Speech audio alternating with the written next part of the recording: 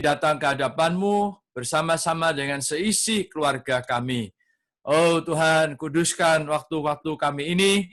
Tuhan, berbicara kembali kepada kami. Oh Tuhan, bangunkanlah keluarga-keluarga kami menjadi keluarga yang memiliki kehidupan manusia Allah. Keluarga yang mengasihi Tuhan, keluarga yang melayani Tuhan, agar nama-Mu boleh dimuliakan melalui keluarga kami.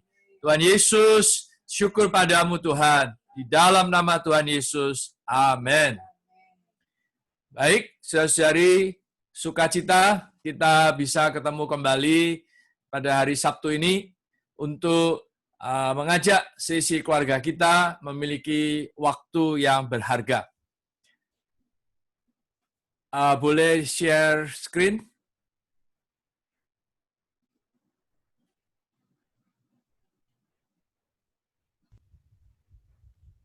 Ya, saudari, hari ini kita adalah poin yang terakhir dari 12 poin mengenai visi keluarga.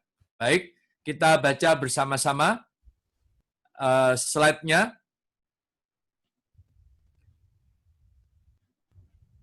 Amin. Baik, pertama, keluarga adalah unit untuk penyaluran Allah dalam pengaturan ilahi. Baik, yang kedua, keluarga adalah unit untuk memasuki batra lambang penghidupan gereja. Baik, yang ketiga, keluarga adalah unit keselamatan Allah. Baik, yang keempat, keluarga adalah unit untuk nikmati hari raya. Baik, yang kelima, keluarga adalah unit untuk melayani. Baik, yang keenam, keluarga adalah tempat pemberitaan Injil. Ya, mulai tahapan ini, saudari kita melihat bahwa keluarga boleh berjalan atau melaksanakan jalan yang ditetapkan oleh Allah, yaitu tahap pertama adalah lahir. Baik, yang ketujuh,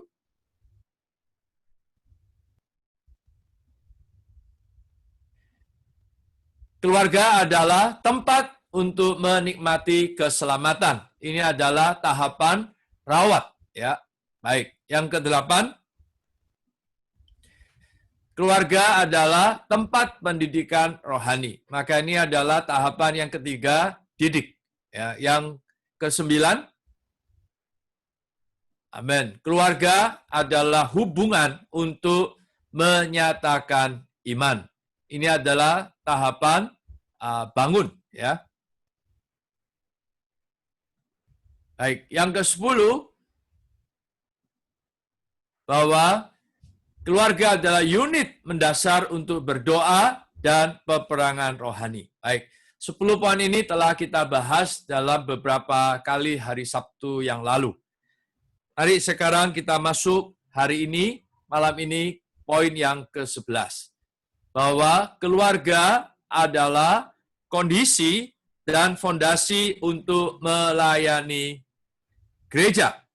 Ini diambil dari 1 Timotius pasal 3 ayat 4 dan 5. Baik, mari kita baca ayat Alkitabnya. Seorang kepala keluarga yang baik disegani dan dihormati oleh anak-anaknya. Baik, slide berikutnya, yaitu ayat yang ke-5, slide berikutnya, bahwa jikalau seorang tidak tahu mengepalai keluarganya sendiri, bagaimanakah ia dapat mengurus jemaat Allah atau gereja Allah? Saudari, di sini memberitahu kepada kita bahwa seseorang yang bisa mengurus atau melayani gereja adalah seorang yang bisa melayani keluarganya lebih dulu. Karena itu, keluarga adalah suatu kondisi atau fondasi untuk melayani gereja. Saudari, maka gereja pertama yang kita layani adalah keluarga kita. Keluarga kita adalah gereja pertama yang kita harus layani lebih dulu. Kalau kita bisa melayani keluarga kita dengan baik, maka kita bisa melayani di dalam keluarga Allah. Atau melayani dalam gereja, lingkungan atau lingkupan yang lebih luas. Hari ini tentu ada orang-orang yang kelihatannya baik dalam pelayanan di gereja. Dia mungkin juga fasih berbicara dalam firman Tuhan, aktif dalam berbagai urusan pelayanan dalam gereja. Memang itu baik, tetapi tidak sedikit orang-orang yang demikian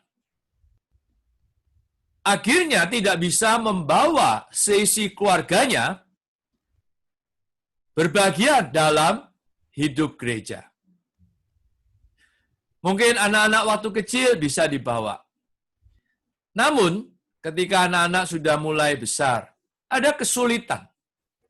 Tentu banyak faktor yang menyebabkan demikian. Namun ada satu faktor yang paling mendasar, yaitu jangan-jangan di dalam keluarga, saudara atau saudari tersebut kurang ada teladan. Saudara atau saudari tersebut tidak bisa membawa atau melayani keluarganya dengan baik.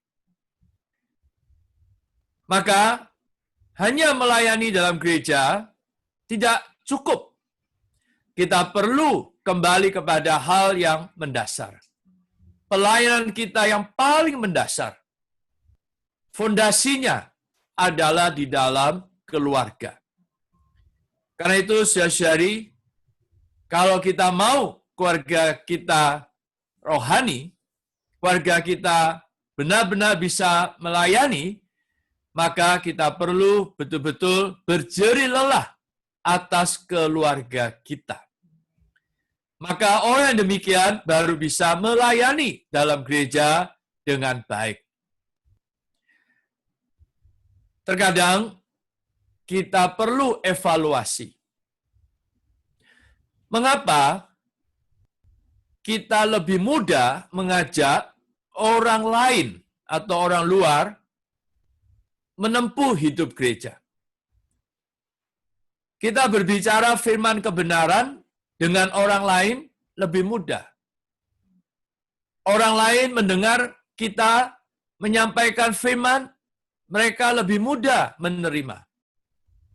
Mereka lebih mudah mengikuti. Tetapi ada satu tantangan yang besar.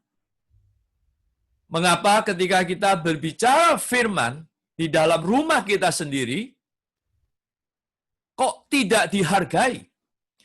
Kok anak-anak kita atau keluarga kita tidak merespon dengan baik? Nah, dalam hal ini ada orang-orang tertentu menggunakan satu ayat. Toh, memang Nabi tidak dihormati di dalam keluarganya sendiri. Saudari, menurut pandangan saya, ayat ini tidak cocok dipakai. Ayat ini hanyalah suatu pembelaan saja, pembelaan diri.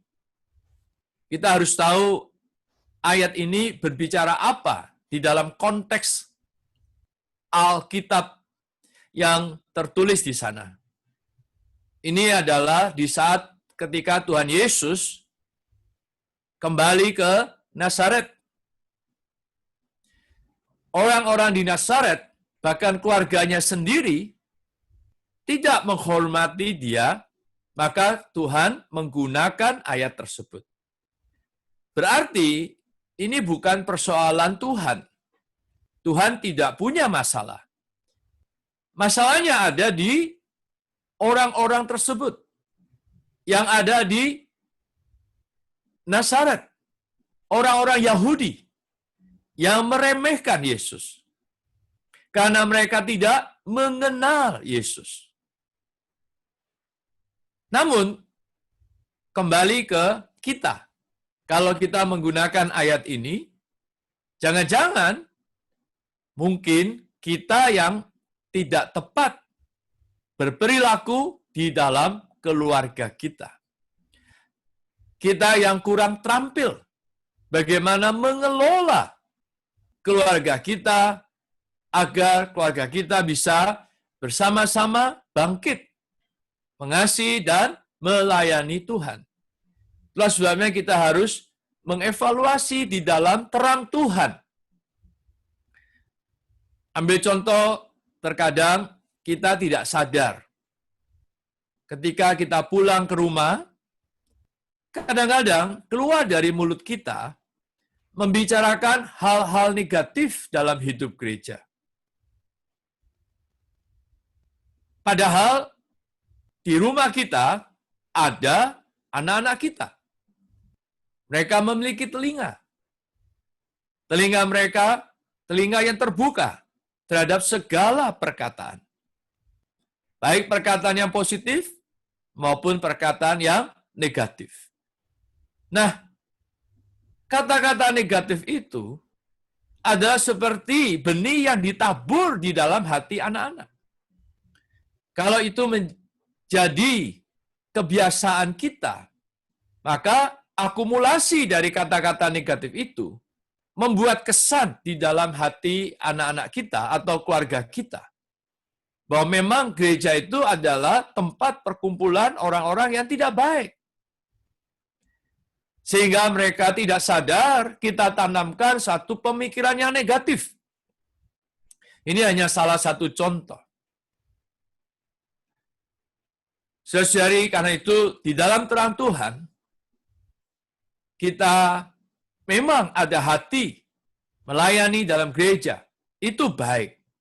Tetapi itu tidak cukup. Suatu hari ada seorang anak datang kepada saya menangis. Dia berkeluh kesah terhadap orang tuanya. Yang notabene, orang tuanya ini adalah orang tua yang memang aktif. Yang memang fasih untuk mengutarakan firman Tuhan. Tetapi dia kecewa terhadap sikap, perilaku orang tuanya ketika di rumah. Saudara-saudari, orang yang paling jelas siapa kita, bagaimana perilaku kita adalah orang-orang di rumah kita.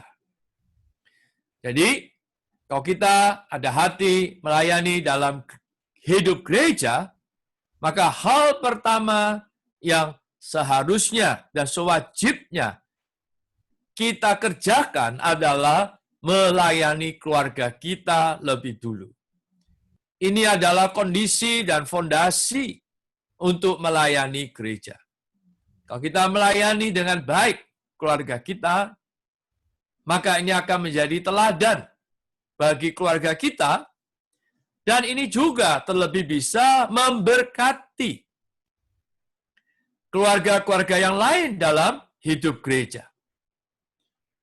Kita semua punya hati membangun tubuh Kristus. Tetapi ini bukan slogan saja.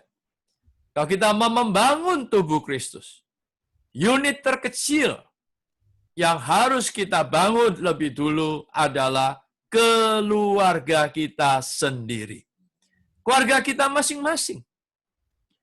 Saudari, kalau keluarga kita kurang baik dalam hal rohani, bagaimana di dalam gereja kita bisa menjadi teladan yang memberkati banyak orang. Hal ini bagi saya pribadi juga adalah suatu peringatan. Saya selalu mempertimbangkan di depan Tuhan. Apabila saya melayani banyak orang, dan banyak orang mungkin mendapatkan berkat dari pelayanan saya, Tetapi kalau keluarga saya sendiri tidak terbangun secara kerohaniannya, bagaimana saya bisa mempertanggungjawabkan di depan Tuhan? Saya sering mempertimbangkan demikian. Kalau suatu hari saya jadi pemenang, masuk ke dalam kerajaan 1000 tahun, meraja bersama Tuhan, itu sungguh adalah pahala yang luar biasa bagi saya. Tetapi kalau saya melihat anggota keluarga saya, satu persatu masuk ke dalam kegelapan, saya berpikir, apakah saya masih tetap bisa bersuka cita di dalam kerajaan? Saudara-saudari, justru saya punya pemikiran, kalau perkara ini terbalik, seluruh anggota keluarga saya masuk ke dalam kerajaan menjadi pemenang, saya sendiri di dalam kegelapan, karena itu adalah hukuman buat saya. Memang ini tidak baik, karena ada di dalam penghakiman Allah. Di dalam kegelapan, meratap dan kertak gigi. Tapi dari lubuk batin saya, ada satu kebanggaan, bahwa anggota keluarga saya bisa meraja bersama Tuhan. Tentu ini juga tidak baik. Yang terbaik apa? Saya dan seisi keluarga saya bersama-sama di dalam kerajaan, menjadi keluarga pemenang. Saya yakin, saudara-saudari, ini akan menjadi kerinduan kita bersama. Tetapi kerinduan ini hanya tinggal kerinduan kalau kita tidak mengerjakan dengan serius. Saya sering berjumpa dengan saudara-saudari yang usianya sudah 60 tahun ke atas misalnya, di mana anak-anaknya sudah dewasa, lalu kaum saleh yang demikian datang kepada saya dan berkata, "Wah, saudara Estu, yang kamu berkatakan itu memang benar. Tetapi saya sudah terlambat, karena anak-anak saya sudah besar semua. Bagaimana saya bisa kumpulkan mereka?" Nah, saudara-saudari, tentu saya menghibur dia. Belum terlambat, asal ada kemauan dan sungguh-sungguh mau mengerjakan. Dan saya bilang, ya sudah, kerjakan dari cucu Anda, kalau Anda sudah punya cucu. Nah, saudara-saudari, jangan suatu hari ketika kita ada kerinduan, tetapi semuanya sudah terlambat. Karena dari kecil kita tidak punya kebiasaan. Maka memupuk kebiasaan ini bukan ketika kita sudah sadar baru kita pupuk kebiasaan ini. Kalau kita mau memupuk kebiasaan ini, harus dimulai dari sekarang. Harus dimulai dari anak-anak ketika masih kecil. Saudari, saya tadi melihat beberapa video yang terbuka dari para peserta. Saya melihat orang tua, anak-anak menyanyi bersama, ya, sambil menyanyi, sambil ada gerakan bersama. Saudari, saya melihat saya sangat terharu. Saya sangat sukacita. Nah, semoga ini bukan hanya kita kerjakan hari Sabtu malam bersama, tapi kita juga boleh kerjakan beberapa kali dalam satu minggu, karena anak-anak sedang liburan sekolah. Kalau kita punya kebiasaan demikian, maka kerohanian kita pupuk sedini mungkin. Maka saudari, ini akan menjadi atmosfer di tengah-tengah kita. Bahwa kerohanian dimulai dari keluarga. Bahkan ini akan menjadi berkat bagi kehidupan gereja pada umumnya. Semoga kalau kita mau betul-betul melayani dalam gereja, mari perhatikan lebih dulu adalah keluarga kita sendiri. Kalau kita bisa mengepalai keluarga kita, melayani keluarga kita dengan baik, maka kita baru bisa melayani gereja dengan baik. Baik, slide berikutnya. Amin. Mari kita memproklamirkan, kita harus menjadi keluarga yang melayani. Baik, kita lanjutkan poin yang terakhir. Bahwa keluarga adalah dasar sidang-sidang gereja. Keluarga adalah dasar sidang-sidang gereja. Ya, Roma 16 ayat 5, salam juga kepada gereja di rumah mereka, salam kepada Epenetus, saudara yang kukasihi, yang adalah buah pertama dari daerah Asia untuk Kristus. Jadi ada gereja di rumah mereka. Ya, baik, slide berikutnya. 1 Korintus pasal 16 ayat 19, berikutnya. Ya, ini adalah salam kepadamu dari gereja-gereja di Asia Kecil. Aquila, Priscilla, dan gereja di rumah mereka. Ya, gereja di rumah mereka menyampaikan berlimpah-limpah salam kepadamu. Baik, ayat berikutnya. Yaitu Kolose pasal 4 ayat 15. Sampaikan salam kami kepada saudara-saudara di Laodikia, juga kepada Nimfa dan gereja yang ada di rumahnya. Jadi saudari, gereja ada di rumah kita. Baik, selanjutnya. Yaitu Filemon ayat 1 dan 2. Ya. Ayatnya adalah, teman sekerja kami dan kepada Apfia saudara perempuan kita, dan kepada Arkipus teman seperjuangan kita, dan kepada gereja di rumahmu. Saudari, gereja, hidup gereja ada di mana? Di dalam 4 ayat ini, di rumah. Ini adalah teladan bagaimana penghidupan gereja 2000 tahun yang lalu.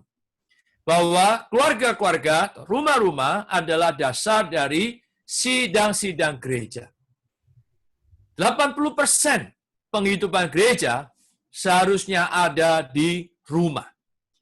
Puji Tuhan, kita walaupun mengalami pandemi sudah 4 bulan ini, banyak kita itu terbatas aktivitas kita sehari-hari.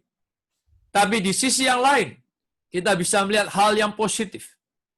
Bahwa kita dipaksa membangun sidang-sidang gereja di rumah kita. Seperti di Jakarta, kita sudah hampir 4 bulan ini mengadakan pemecahan roti di rumah kita masing-masing. Saya kira ini juga adalah kondisi umum di seluruh Indonesia. Kemudian, 2 minggu terakhir ini, kita juga mendorong saudara-saudari membangun sidang doa hari Selasa di setiap rumah. Puji Tuhan, di masa pandemi ini, jumlah saudara-saudari yang mengikuti sidang doa gereja, tadinya sebelumnya di Jakarta tidak sampai 1.000 orang, sekarang sudah di atas 2.000 orang. Bahkan minggu lalu sudah 2.400 orang sekian. Kita berharap jumlah ini terus bertambah karena kita ingin keluarga-keluarga terbangun di rumah masing-masing menempuh hidup gereja. Menempuh penghidupan bersidang. Saudara-saudari, bukankah ini adalah kedaulatan Tuhan yang manis, yang luar biasa terhadap kita? Dahulu kita mau membangun, memang begitu susah payah. Tetapi sekarang kita dipaksa karena balai sidang tidak boleh dipakai. Maka sidang-sidang gereja juga tidak bisa diselenggarakan di balai sidang. Namun puji Tuhan, sidang gereja tidak libur. Sidang gereja tidak ditiadakan.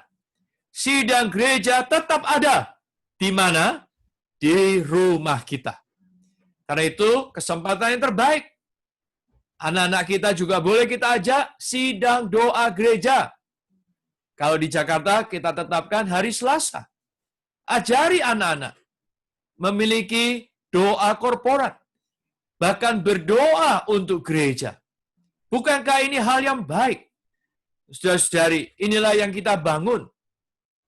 kiranya melalui sidang penggenapan keluarga manusia Allah, sekalipun online, kita punya satu harapan dan tekad bersama membangun keluarga kita, menempuh kehidupan manusia Allah. Baik, saudara-saudari, mari kita lihat kesimpulan. Ya, keluarga yang bersidang, ini poin yang ke-12 ya. Baik. Slide berikutnya. Amin. Mari kita proklamir bersama-sama keluarga yang berdoa, keluarga yang melayani, keluarga yang bersidang. Baik, slide terakhir. Ya, dengan demikianlah keluarga kita akan menjadi terang dan garam dunia. Orang dunia juga tahu sebuah negara yang kuat juga dibangun dari keluarga-keluarga yang kuat. Unit terkecil. Dan unit inilah yang ditetapkan Allah. Unit keluarga. Saudara-saudari, kalau kita benar-benar bisa melaksanakan 12 poin ini di rumah kita, dan kita laksanakan benar-benar dengan kesungguhan hati, tentu bersandar kepada belas kasih Tuhan, maka keluarga kita akan menjadi terang dan garam dunia.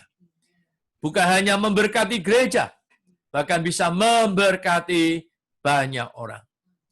Nah, ke depan, saudara-saudari, kalau masa pandemi ini sudah berakhir, maka kita boleh melangkah lebih jauh, yaitu rumah kita buka untuk mengundang keluarga-keluarga yang dekat dengan rumah kita. Kita ajak mereka bersama-sama melihat Kristus yang hidup dari rumah kita.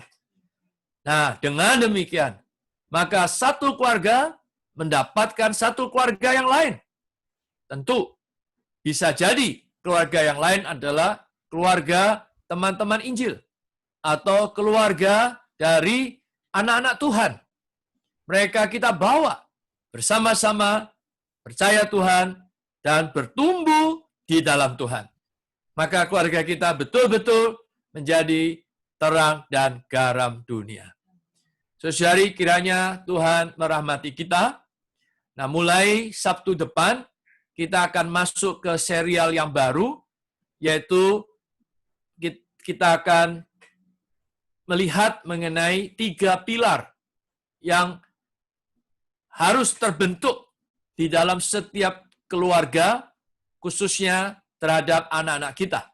Nah, 3 pilar ini adalah pendidikan, kemudian karakter, dan kerohanian. Nah, kita akan menggunakan topik-topik ini untuk Sabtu-Sabtu ke depan. Baik. Saudari, sebentar kita ada tanya jawab. Karena itu sekarang, kalau ada saudari yang bertanya, saya persilakan. Kita ada sekitar 10 menit.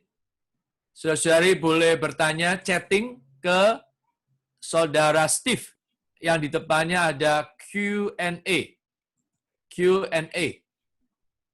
Ya, saudari boleh menulisnya di chatting, kemudian nanti Saudara Steve akan membacakan, saya akan coba menjawab. Amin. Sambil menunggu, saya ingin sampaikan bahwa materi yang kita sampaikan ini benar-benar sangat berharga, karena itulah berkat yang saya juga terima di dalam membangun keluarga saya. Dan saya berharap bahwa ini memberkati seluruh keluarga-keluarga kaum saleh. Dan puji Tuhan, melalui online, bukan hanya ini menjadi berkat bagi saudara-saudari yang ada di Jakarta, tetapi juga di luar Jakarta. Bahkan di luar pulau, dari Sumatera, Kalimantan, Sulawesi, Papua, bahkan juga saudara-saudari yang ada di luar negeri. Amin. Selamat malam, Saudara Estu. Ini sudah ada pertanyaan. Baik, silakan. Saya langsung bacakan saja. Ya. Dari seorang saudara, ada 2 pertanyaan. Yang pertama adalah anak umur berapa yang mulai bisa diajak ke dalam sidang doa gereja? Kemudian yang kedua, bagaimana supaya anak tidak bosan dalam sidang doa korporat gereja, karena biasanya waktunya cukup lama. Terima kasih. Baik, terima kasih pertanyaannya. Tentu anak bisa kita ajak sidang doa gereja, kita perkenalkan ketika anak itu sudah bisa berkomunikasi dengan kita. Ya. Jadi kalau anaknya sudah bisa berkomunikasi dengan baik, mungkin rata-rata umur 3 tahun, 4 tahun, ya, kita sudah boleh ajak untuk sidang doa gereja. Tetapi tentu kita tidak bisa minta anak kita berdoa seperti kita. Ya, kita ajari dia berdoa, misalkan hal-hal yang paling sederhana. Ya, misalkan berdoa untuk masalah pandemi COVID-19 ini agar Tuhan lindungi keluarga kita, keluarga kaum saleh supaya tidak sakit. Ya, ini mungkin bisa dipahami. Ya. Tidak perlu topik terlalu banyak, tapi ikuti saja topik dalam gereja. Kita pilih 1 atau 2 poin, lalu kita ajak dia berdoa. Nah, tentu kalau dia tidak bisa berdoa sendiri, kita boleh membimbing dia dengan kita mengucapkan 1 kalimat, lalu diikuti oleh dia 1 kalimat. Nah, tentu tidak boleh lama-lama karena mereka anak-anak belum terbiasa. Tapi kalau kita sudah perkenalkan, misalkan berdoa sama-sama untuk gereja selama 5 menit, ya, atau paling banyak 10 menit, itu sudah baik. Karena dari kecil sudah ada suatu kebiasaan yang baik. Bahwa kita ini harus menempuh hidup gereja di rumah kita. Atau dari rumah kita. Jadi saudari ajari anak-anak kita berdoa, kalau toh usianya masih di usia sekitar balita, tidak perlu diberi topik yang banyak, perlu 1 poin saja, lalu doa sederhana saja. Demikian, ya. Amin. Terima kasih, Swaestu. Pertanyaan yang berikutnya, boleh saya sekalian sampaikan ya, Swaestu. Ya. Yang pertama, bagaimana supaya mesbah keluarga itu bisa bertahan lama, bukan hanya 1 tahun atau 2 tahun. Yang kedua, apakah boleh mengambil pelayanan yang banyak, namun waktu untuk keluarga semakin sedikit? Ya, itu 2 dulu, Swaestu. Terima kasih. Baik. Yang pertama, tolong diulangi. Bagaimana supaya mesbah keluarga itu bisa bertahan lama, bukan hanya 1 tahun atau 2 tahun? Ya. Untuk bertahan lama, saudara-saudari, tentu ini sangat bergantung persembahan diri kita. Ya. Saya tahu ini tidak mudah, karena begitu kita sibuk, kita akan sering mengabaikan, ya, dan akhirnya kita kehilangan momen-momen untuk membangun mesbah keluarga. Jadi ini bergantung persembahan diri kita dan doa kita untuk keluarga kita. Harusnya ini bukan masalah 1 sampai 2 tahun. Ini adalah seumur hidup, saudara-saudari. Kalau anak-anak kita makin besar, dewasa, ya, tentu kalau Tuhan berlambatan datang, mungkin suatu hari Anda akan punya menikahkan anak Anda punya menantu, dan kalau Tuhan berlambatan lagi datang, mungkin Anda suatu hari punya cucu. Nah, apakah di saat-saat seperti itu tidak ada lagi mesbah keluarga? Saya berharap mesbah keluarga ini terus kita adakan seumur hidup kita. Yang mana mungkin suatu hari anggota keluarga kita bisa bertambah. Bukan hanya bertambah anak, mungkin bertambah menantu, mungkin bertambah cucu. Karena itu perlu satu tekad yang kuat, persembahan diri yang mutlak. Nah, supaya tidak membosankan, maka memang kita perlu kreatif, inovatif. Setiap membangun mesbah keluarga bisa membangun dengan berbagai macam aktivitas. Sehingga anak-anak tidak bosan dan anak-anak terus merindukan. Jadi, saudari, sebetulnya ini kuncinya sederhana, tetapi pelaksanaannya tidak gampang. Kuncinya adalah konsekrasi. Kedua, terusnya inovatif. Supaya pelaksanaan mesbah keluarga itu tidak membosankan dan anak-anak bisa suka dan terus menanti-nantikan untuk mesbah-mesbah keluarga di setiap minggunya. Bahkan kita bertekad sampai seumur hidup kita. Amin. Nah, pertanyaan kedua adalah, kalau pelayanan kita di dalam gereja sangat banyak, nah bagaimana waktu kita di dalam keluarga? Tentu kita tidak bisa membuatnya menjadi perbandingan berapa persen banding berapa persen. Ya. Ambil contoh saya pribadi. Ya, memang ini 4 bulan ini waktu yang spesial. Saya tidak kemana-mana, di rumah terus. Padahal sebelum pandemi, kalau dihitung dalam 1 tahun, mungkin 3 bulan saya nggak ada di rumah. Ya. Tetapi sekarang saya 4 bulan di rumah terus.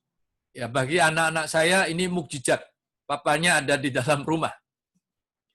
Nah, tapi waktu sebelumnya ketika saya banyak di luar, dan tentu di Jakarta sendiri, saya juga banyak pelayanan. Sehingga belum tentu saya bertemu dengan anak-anak saya sepanjang hari. Nah, apa yang saya lakukan? Yang saya lakukan adalah membangun quality time, ya, waktu yang berkualitas di keluarga. Jadi, selain kita punya kuantitas waktu, jadi jumlah waktu yang kita berikan kepada keluarga, namun memang hal-hal pelayanan dalam hidup gereja bisa saja menyita waktu-waktu kita. Nah, maka kita ganti di dalam keluarga itu membangun waktu yang berkualitas. Nah, apa itu waktu yang berkualitas?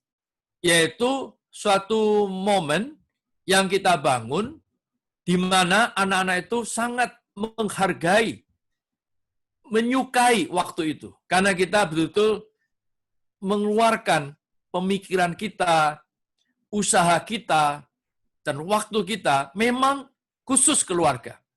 Nah, ketika quality time ini ada di dalam keluarga, saya kira itu sudah cukup.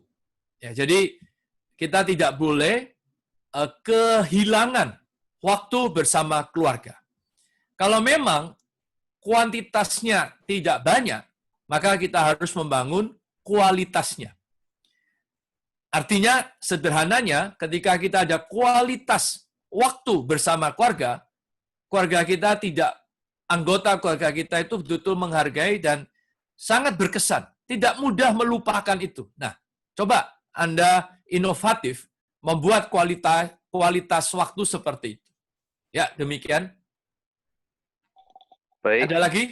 Masih ada 3 pertanyaan lagi. Oke, baik. Tapi saya minta, sorry, ini pertanyaan yang terakhir ya. Ya, betul. Betul ya. Ya, terakhir. Yang pertama, bagaimana cara mengajarkan anak balita untuk belajar membaca Alkitab dan berdoa yang baik? Satu dulu baik, ya. Saya jawab singkat saja ya. membaca Alkitab dan berdoa ya. Ya, saudara-saudari, tentu kalau kita ke toko buku Kristen, sebetulnya LAI juga sudah menyediakan Alkitab khusus buat anak-anak. Anak-anak zaman now ini memang berbeda dengan anak-anak zaman old. Apa bedanya? Anak-anak zaman sekarang, ya, yang zaman milenial ini, yang mengenal dunia sosmed, internet, maka cara membaca Alkitabnya agak beda memang. Kita boleh pakai Alkitab yang bergambar, karena anak-anak tidak suka hanya tulisan. Jadi anak-anak itu suka yang bergambar dan berwarna. Ya, ini minimal harus ada. Jadi ada gambar, ada warna. Jadi anak-anak itu suka. Kemudian lebih suka lagi kalau gambarnya bergerak dan bersuara. Wah, ini lebih suka lagi. Karena memang itulah yang disukai anak-anak. Jadi bergambar, berwarna, bergerak, dan bersuara. Nah, berarti Anda bisa melihat yang disajikan melalui internet. Ya, Anda bisa lari ke YouTube atau ke mana Google ya. Anda boleh cek di situ. Misalkan seperti yang hari Sabtu ini, kita mengadakan kegiatan untuk anak-anak kita mengambil cerita Daniel. Ya. Maka dari melihat gambar yang bergerak, berwarna, bersuara, mereka akan lebih konsentrasi untuk melihat itu. Tetapi setelah melihat, tidak cukup. Kita harus mengajak dia membaca 1-2 ayat yang penting. Kemudian kita ajari dia menghafal misalkan. Tentu ayatnya jangan terlalu panjang. Pendek-pendek saja. Kita ajak mereka hafal. Proklamir. Nah, kemudian kita ajari dari ayat itu doa singkat. Tentu tadi saya bilang, kalau dia tidak bisa doa sendiri, maka kita harus ajari dia doa 1 kalimat demi 1 kalimat.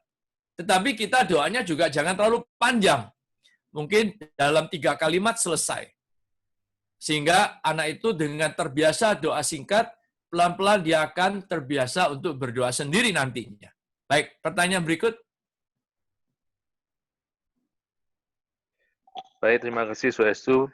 Pertanyaan berikut adalah, bila suami tersandung dan tidak mau bersidang sama sekali termasuk SPR, lalu karena pandemi, maka harus bersidang di dalam rumah masing-masing. SPR diadakan berdua dengan keluarga. Bagaimana dengan SPR dalam keluarga ini ya? Apakah ini menyalahi prinsip tubuh? Baik. Sidang yang ditetapkan oleh Tuhan, seperti yang ditulis di Injil Matius 18, Tuhan berkata, apabila 2 atau 3 orang berhimpun dalam namaku, maka aku akan ada di tengah-tengah mereka. Jadi, unit terkecil bersidang itu minimal 2 orang. 2 sampai 3 orang. Ya. Asal ada 2 orang, sudah boleh dianggap bersidang. Nah, tentu suami yang demikian kita harus bawa dalam doa. Dan mumpung ketika SPR bisa dikerjakan di rumah, ya kita boleh kerjakan di rumah berdua. Ya. Jadi tidak menyalahi, karena unit kecil bersidang itu adalah terdiri dari 2 sampai 3 orang.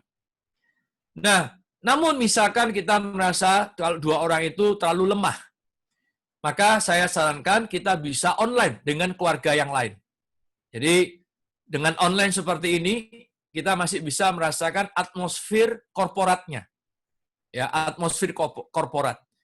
Nah, lalu ditambah lagi, kalau saudara-saudari mau ikut live streaming, baik dari Jakarta maupun dari Surabaya, itu juga baik untuk membantu atmosfer sidang kita.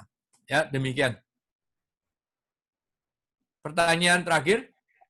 Baik, ini pertanyaan terakhir. Bagaimana cara menjelaskan kepada anak kita bila dia diajak teman sekolah ke sekolah minggu di suatu denominasi? Karena di sekolah anak ini ada jadwal ibadah anak yang wajib diikuti. Terima kasih. Ya, sepanjang yang saya tahu, kita bisa mengajukan kepada sekolah bahwa kita memiliki program di gereja kita sendiri. Nah, kalau perlu memang boleh dilengkapi dengan pernyataan resmi dari gereja. Saya kira penatua atau pewajib setempat akan bersedia menuliskan surat itu. Jadi surat keterangan bahwa keluarga ini adalah anggota gereja kita, dan anak ini setiap hari Minggu ada sidang anak-anak misalkan, atau sekolah minggu. Nah, mungkin diajukan itu dulu deh.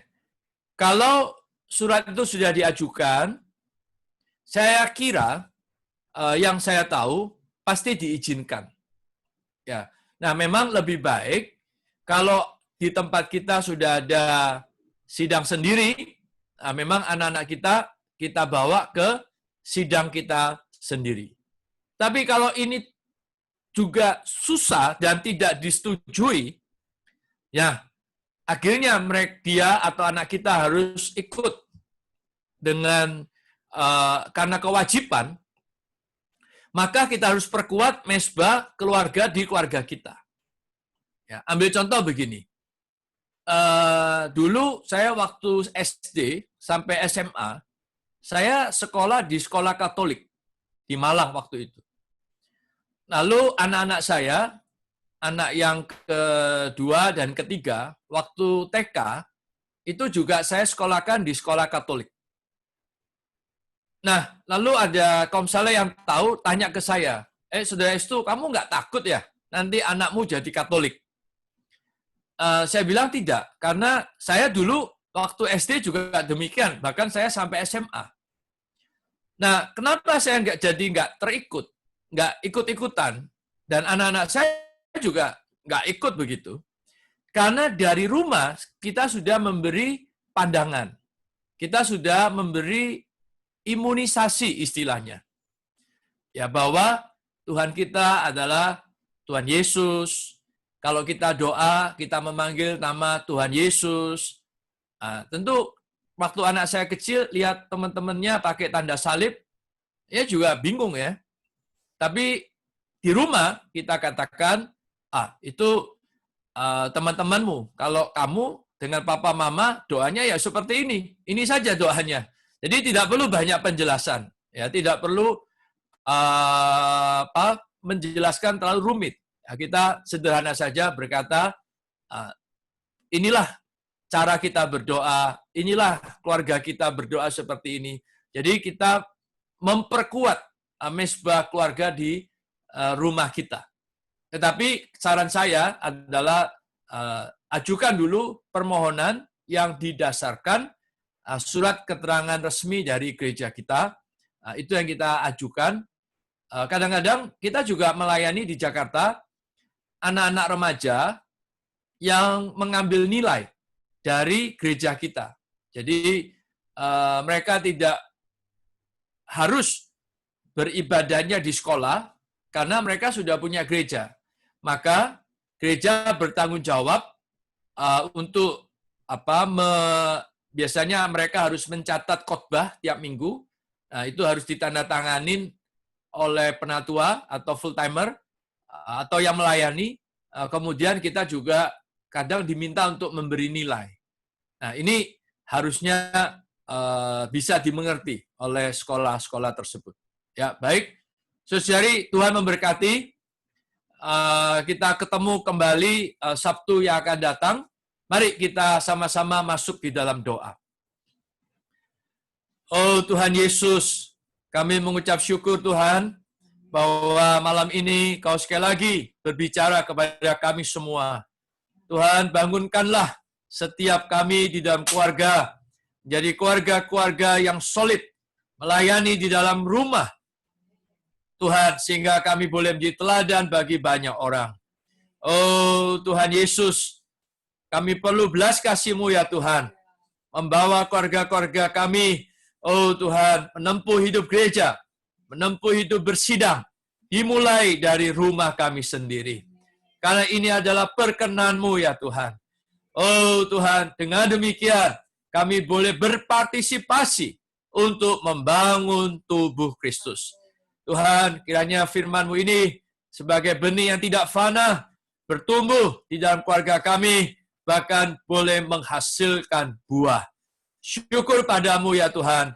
Berkati setiap keluarga yang malam hari ini hadir, Tuhan, dengan kesehatan dan juga dengan kerohanian yang berlimpah karena penyertaan-Mu. Syukur padamu. Di dalam nama Tuhan Yesus Kristus, kami berdoa dan mengucap syukur. Amin. Baik, saudari, kita boleh sambil bersalaman dengan membuka mikrofon kita. Lalu kita sambil berkata 3 kali, haleluya. Amin. Haleluya.